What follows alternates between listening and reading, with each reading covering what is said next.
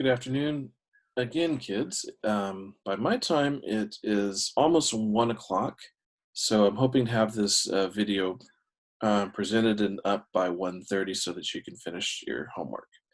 You should have the other three videos, so I've got a lot to work on. All right, let me go ahead and share my screen here.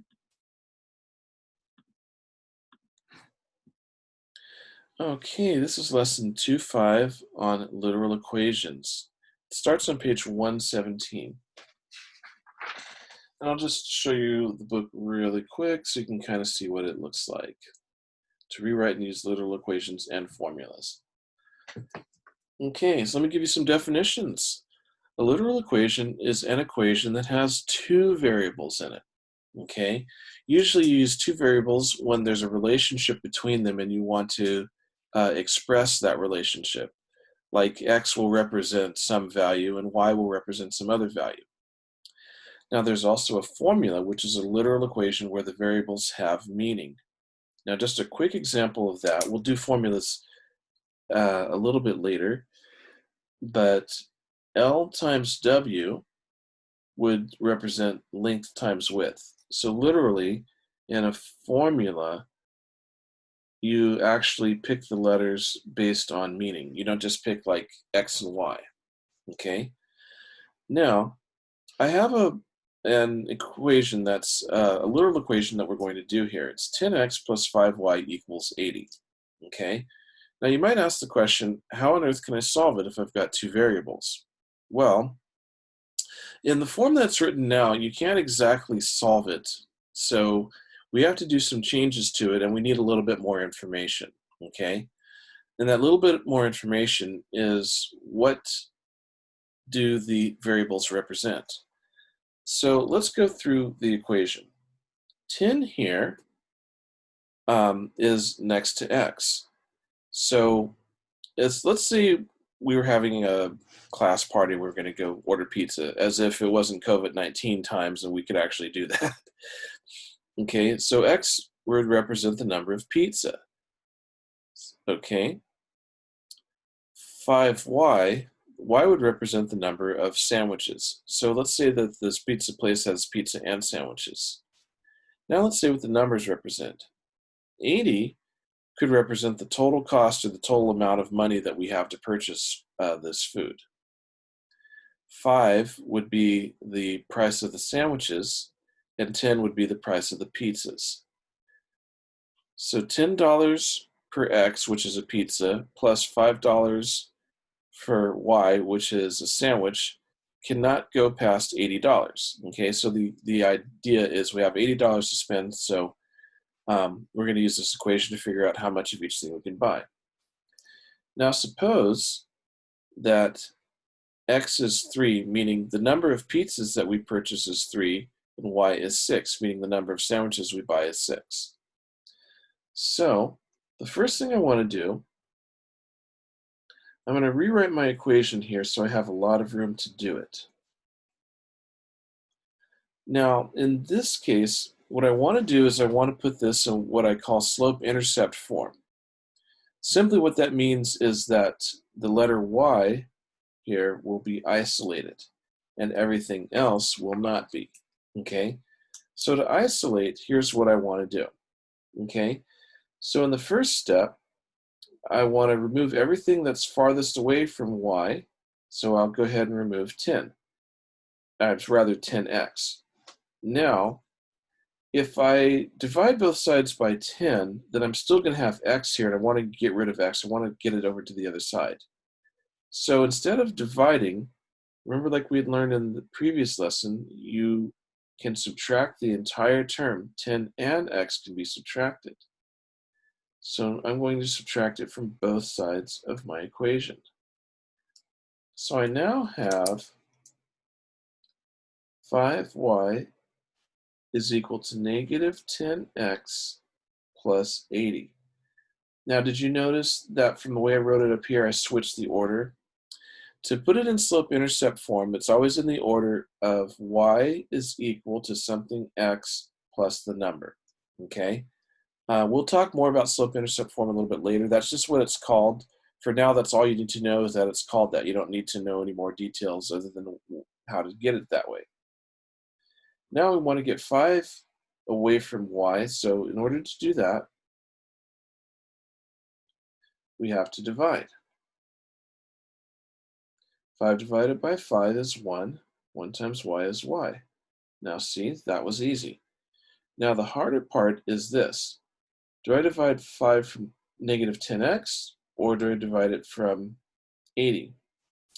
You actually divide it from both. It's almost like you're distributing it, okay? So negative 10 divided by 5 is negative 2x. 80 divided by 5 would be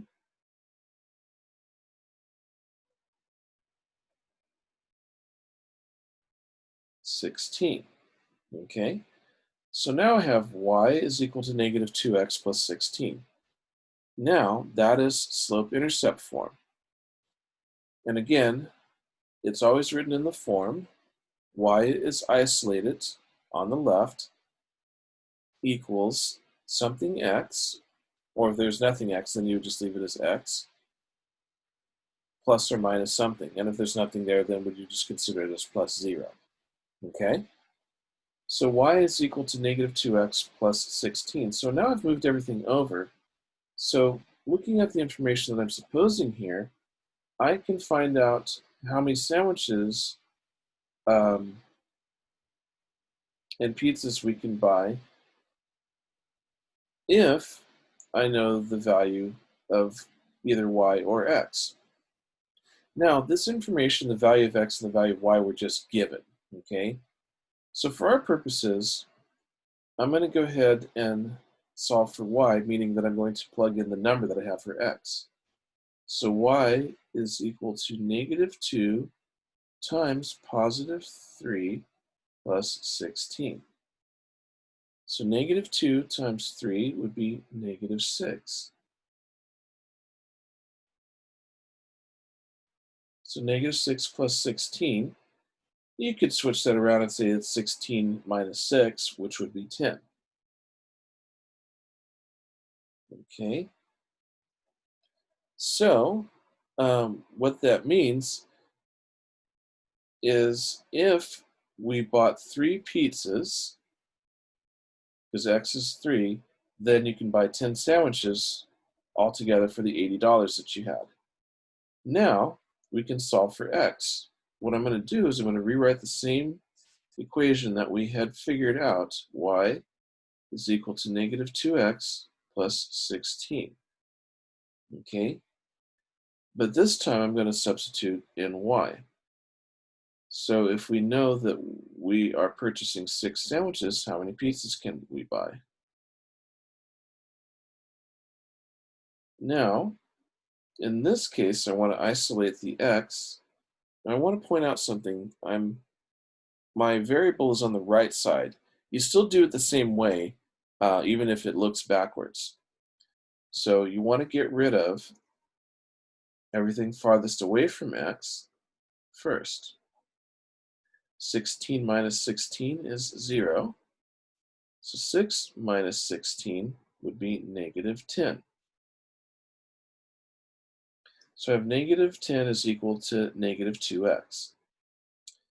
Now, get rid of what's closer to the variable. Negative 2 divided by negative 2 is positive 1, so I have 1x.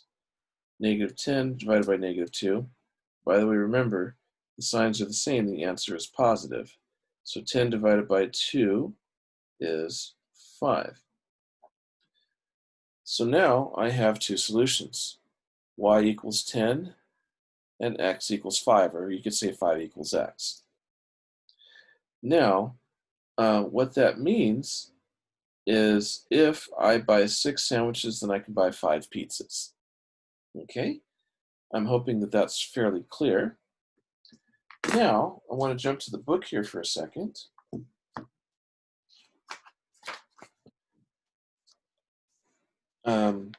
Jumping onto the idea of formulas, A formula is an equation that states a relationship among quantities. Formulas are special types of literal equations. Some common formulas are given below.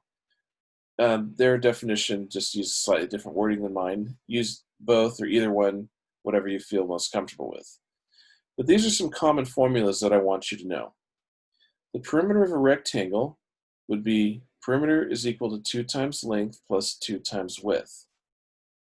Circumference of a circle, circumference is equal to 2 times pi times radius, or r. Area of a circle, area is equal to length times width. Area of a triangle, area is equal to 1/2 base times height. Area of a circle is area is equal to pi radius squared, or pi r squared. Distance travel, distance is equal to rate times time, or r times t.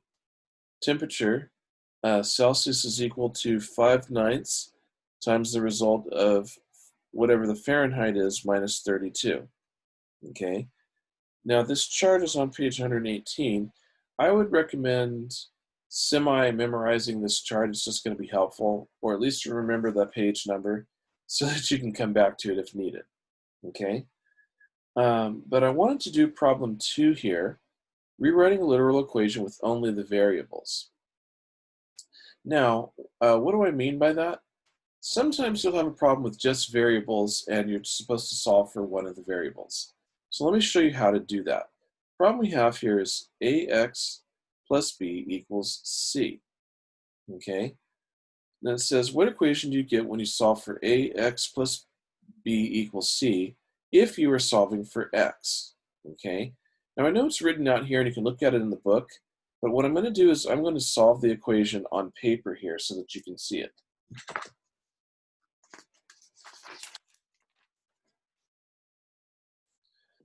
Now again, that equation was ax plus b equals c, and we are solving for x. In other words, we want to isolate x. Now, when you have an equation with no numbers, you might be a little frustrated, and I get that. All you're doing is taking the letters that could represent actual numbers, and you're just putting it into the position that's going to be easiest for you to work with. Okay? Simply what you're doing is you're just simplifying the problem before you actually do it. Okay? So in this case, if I want to solve for x, let's say x is the value that I need, and x is mixed up with these other numbers. So the first step is I want to use IOB. Isolate x, opposite operation, do plus and minus first. So I now should have ax is equal to c minus b. And if that irks you, you can say negative b plus c. But if you switch them, keep in mind that the sign stays with b. And it's not like you just switch them and have b minus c. It would be negative b plus c. And if there's no sign written in front of a letter or number, then that automatically means it's positive. Either way, I now have ax is equal to c minus b. In order to get rid of the a, I must divide. Now, whatever number a is, I know that it's the same number, so if I divide it by itself, then it's going to be 1. In other words, what I mean is if the a on top is 10, then the a on bottom has to be 10. Okay? So you can divide a letter by itself and know that your answer is going to be 1. Now the 1 is typically not written. I'll just put a little ghost 1 here just so you know it's there. I'm not going to always do that, but I'm just trying to show you. Okay? Now, in the rest of the problem, I have to apply a to the entire equation. Okay? Now, you could write it like this.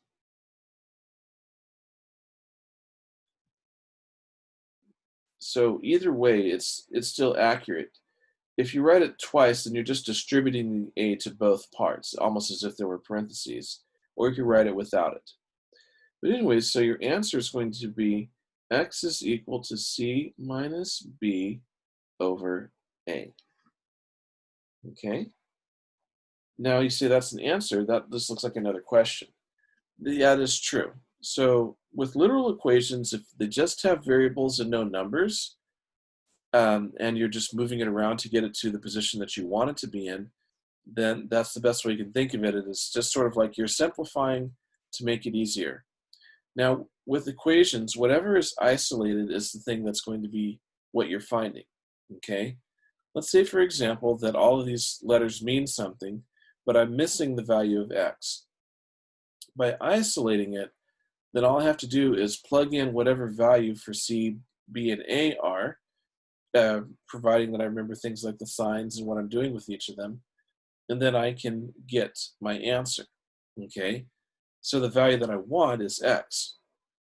But let's just say I want to solve for A. How would that look? I'm going to rewrite the same equation.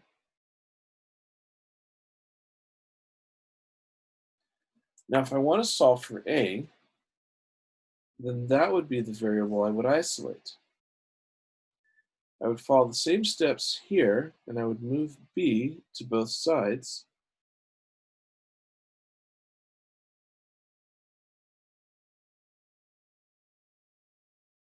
But then, in order to isolate the A,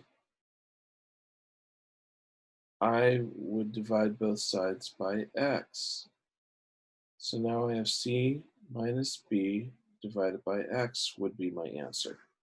Okay? Well, let's say I wanted C. Well, that one's easy because if you go back to the original equation, C is already isolated. I don't have to do anything. I just might want to rewrite it in the order of C is equal to AX plus B. And if I wanted B, that one would be fairly simple. I'll just show you how to do that. Let me rewrite the problem again. AX plus B equals C. Again, the variable that you want to be isolated, make sure to mark that or highlight it, or at least memorize that that's the one that you're trying to get rid of. Now, AX, since I'm just getting rid of it, there's no sense in trying to separate it by division, so I'm just going to subtract it. So now I have B is equal to C minus AX. Okay? Now, if this formula, like I said, if these numbers meant something, then by separating it this way, it would be easier for you to see what it is that you're doing. Okay? Take, for example,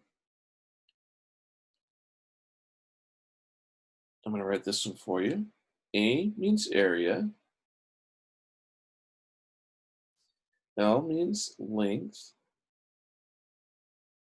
and W means width. So in the formula, area is equal to length times width. Let's just say, for example, I know that the area of a figure is 100. And let's say my length is 50 times W. Okay, so I want to find the width. So in a case like this, I would isolate the W, opposite operation, and untimes that. So I now am left with W was 100 divided by 50. Well, let's see, Evelyn, you're right. 100 divided by 50 is 2. So that means the width would be 2. Okay, but let's just say I don't have the area. Rewrite it as 50 times 2. I have the length and the width, but I don't have the area. Then I can solve it this way. 50 times 2 is 100. So now I know the area. Well, let's say I don't know the length, but I have everything else. Then I could go area, oh wait, sorry. I could do 100 is equal to length times 2. Okay. Now, To write it properly, I should write it this way. Length times 2 should be written as 2L, or 2 times length, just to keep it in um, proper written form, okay? So in that case, I divide both sides by 2. Those 2's cancel out, and the length is equal to 50. So what I'm getting at is each time I isolate, I can find any of those values if they're missing, okay? If I'm missing the width, then I isolate the W and I find out that the width is 2. If I'm missing the area, I isolate the A to find out that the area is 100. If I'm missing the length, then I isolate the length to find out that it is 50, okay? So with a formula, each time you want to isolate whatever letter it is that you're looking for. Now again, I use the empty formula here, C is equal to AX plus B, to show you that you can move the numbers around to find out what you're looking for, and then, or move the letters around rather, and then if you have given numbers, then plug in those numbers after the fact. Hope that's not too confusing. Thank you very much.